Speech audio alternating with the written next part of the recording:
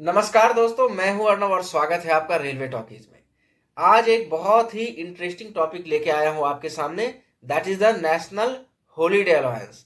छुट्टी में भी अगर काम करना पड़े, जब सब घर पे बैठ के आराम कर रहे हो, तो कैसा लगता है ये तो आप समझ ही सकते हो। खास करके रेलवे एम्प्लॉयज जो कि ओपन लाइन में पोस्टेड होते हैं, उनके साथ ऐसा मौका आते ही रहता है। वर्कशॉप में भी आता है दोस्तों, नो डाउट। जब आपके ऊपर रिस्पॉन्सिबिलिटी रहेगी, जब ट्रैफिक आउट गाड़ियों को ज़्यादा करना रहेगा, जब आपके ऊपर प्रेशर रहेगा, तो यहाँ पे ये ऐसा होता है रेलवे में कि आपको नेशनल हॉलीडे में भी काम अलॉट हो जाता है। तो ऐसा इस केस में है कि भाई, आपको जब नेशनल हॉलीडे में काम करना है तो आपको उसके लिए एक्स्ट्रा बेनिफिट्स भी दिए जाते हैं, और कभी कभी छुट्टी भी सीसीएल के रूप में दिया जाता है, कंपनसेटरी सीएल के रूप में। तो फ्रेंड्स, आखिर ये जो है कि अगर नेशनल हॉलीडे में मैं काम कर रहा हूं तो क्या उस दिन की सैलरी डबल हो जाती है? ये रियल कैलकुलेशन आखिर है क्या? बढ़ती है सैलरी? जरूर बढ़ती है। कितना मिलता है, किस लेवल को कितना मिलता है? एक हो लेवल 1 पे है, लेवल 2, 3, 4, 5, 6, 7, 8, 9, जिस पे आप है, हर लेवल का एक कैलकुलेशन है।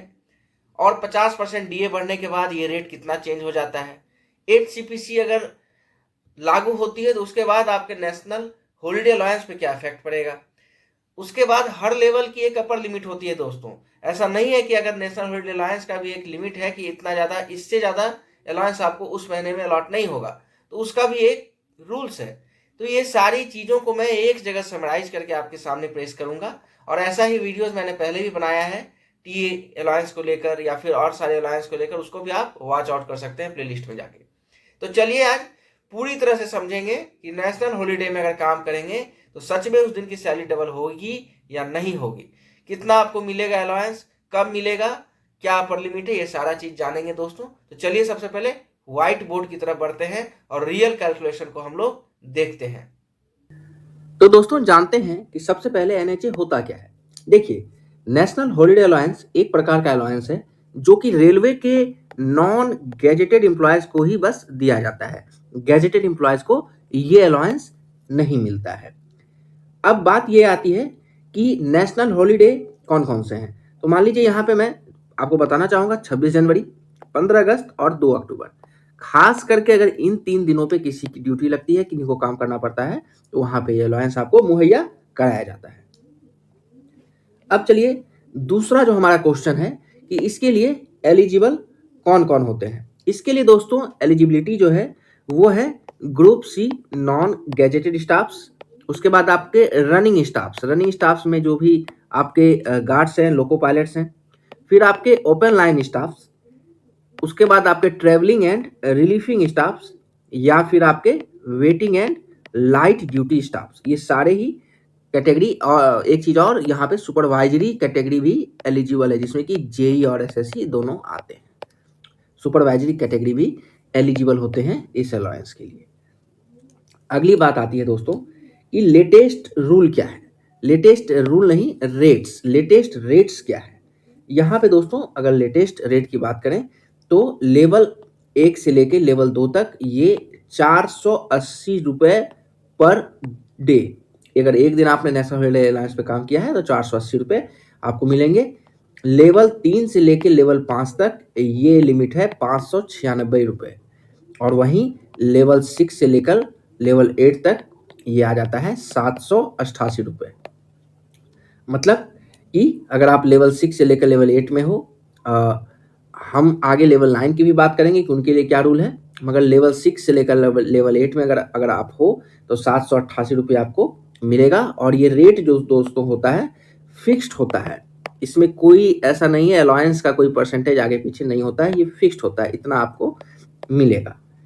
अच्छा, दूसरी बात यहाँ पे अगर हम देखेंगे दोस्तों कि डीए के लिए क्या रूल है। डीए देखिए, जब भी किसी भी पे कमीशन में जब आपका पे कमीशन लगता है तो डीए 0% रहेगा, और उसके बाद वो धीरे धीरे 25-50 क्रॉस करता है। तो 50 जब क्रॉस कर जाता है दोस्तों, तो 7th सीपीसी के हिसाब से ये रूल है कि एनएचए में 25% की बढ़ोतरी की जाती है। तो अक्टूबर में जब हमारा 50% डीए क्रॉस हुआ था, तो ये 788 जो देख रहे हो, ये पहले 600 कुछ रुपये था।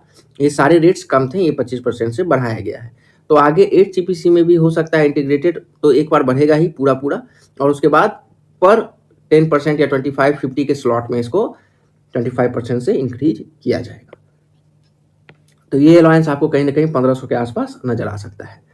तो अगला हम लोग जानते हैं कि मान लो हम सुपरवाइजरी कैटेगरी में हैं या फिर रनिंग स्टाफ हैं, मगर हमारा जो पे लेवल है विथ टाइम बढ़ते बढ़ते लेवल 8 को क्रॉस कर चुका है। तो हम तो लेवल 6 से लेवल 8 में अब फॉल नहीं कर रहे हैं, तो क्या हम इस अलाउंस के लिए एलिजिबल होंगे या फिर नहीं होंगे? तो दूसरा बात ये भी है, या तो हम प्रमोशन से जाएंगे या तो हम एमएससीपी से जाएंगे। जैसा कि आपको पता है अभी तक का रूल है कि 10 साल पे एमएससीपी आपको मिलता है पे प्रोटेक्शन के लिए। तो वहां भी आप लेवल 8 को अगर क्रॉस कर जाते हो तो क्या आपको ये मिलेगा या नहीं मिलेगा? तो यहाँ पे दोस्तों सरकार ने रूल्स को क्लेरिफाई किया है और बताया है कि ये दोनों ही कंडीशन में जब तक आप लेवल 8 में हो तभी तक आप एलिजिबल रहेंगे नेशनल हॉलीडे अलाउंस के लिए।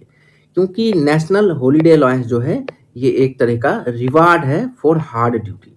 मगर जैसे ही आप लेवल 9 में अपग्रेड हो जाते हो आइदर थ्रू एमएससीपी या प्रमोशन, वहाँ पे आपको एनएचए मिलना बंद हो जाता है। और ये रूल दोस्तों सितंबर 2025 से ही लागू हो चुका है। तो कहीं ना कहीं लेवल 9 में जाने की एक खुशी होगी, मगर कुछ अलाउंस भी आपके बंद हो जाते हैं, जैसे कि पीसीओ अलाउंस भी आपका लेवल 9 में जाने के बाद बंद हो जाता है। ये सारे ही नोटिफिकेशन सितंबर 2025 में ही आ चुके हैं, ये लेटेस्ट रूल्स हैं। तो आपको एनएचए नहीं मिलेगा फ्रेंड्स। अगला है कि कुछ कंडीशंस हैं जो कि बहुत लोगों को पता नहीं है कि इसका कुछ अपर कैप कुछ अपर लिमिट्स भी होते हैं। यहाँ पे देखिए कि एक साल में इसका अपर लिमिट ये है कि अगर एक साल में मैक्सिमम पे आउट कितना हो सकता है, मैक्सिमम पे आउट आपका एनएचए का कितना हो सकता है? तो मैक्सिमम पे आउट आपका 1 महीने की सैलरी के बराबर हो सकता है, इससे ज़्यादा किसी भी केस में नहीं होगा। अगर इससे ज़्यादा आपका कैलकुलेशन आता भी है तो वो रिस्ट्रिक्ट हो जाएगा 1 महीने की सैलरी के बराबर, इससे ज़्यादा नहीं मिलेगा। और एक्चुअल ड्यूटी अगर आपकी वहाँ पे ऑफिशियली बुकिंग होगी तभी मिलेगा। अगर आप ऐसे ही विदाउट बुकिंग आप कहीं जाते हो, कुछ ड्यूटी कर लेते हो विदाउट बुकिंग, ऑफिशियल बुकिंग आपकी नहीं है, तो ये अलाउंस आपको एलिजिबल नहीं रहेंगे आप। तो आशा करते हैं कि दोस्तों ये वीडियो आपको अच्छा लगा होगा, आपको नेशनल हॉलीडे अलायंस को लेकर अच्छी जानकारी मिली होगी। इसके बाद आपको किसी भी कंफ्यूजन का सामना नहीं करना पड़ेगा। तो दोस्तों ऐसा ही अगर कोई और वीडियो आपको चाहिए, कुछ टॉपिक्स है आपके पास, किसी चीज़ पे आपको क्लैरिटी चाहिए, तो आप ज़रूर कमेंट में लिखें, मैं उस पर वीडियो ज़रूर बनाऊंगा। ये मेरा आपसे वादा है। तो चलिए फिर किसी नेक्स्ट वीडियो में मिलेंगे आपके साथ, आपके ही कमेंट करे हुए वीडियो में मिलेंगे। तब तक के लिए धन्यवाद।